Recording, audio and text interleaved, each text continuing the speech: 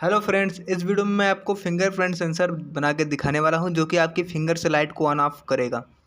Friends, अगर आपको video पसंद आए तो लाइक कर दीजिएगा। हमसे जुड़े रहने के लिए हमारे यूट्यूब चैनल को सब्सक्राइब कर लीजिएगा और बेल आइकन को प्रेस कर दीजिएगा और वीडियो को लास्ट तक ज़रूर देखिएगा। तो चलिए फ्रेंड्स, वीडियो को स्टार्ट करते हैं।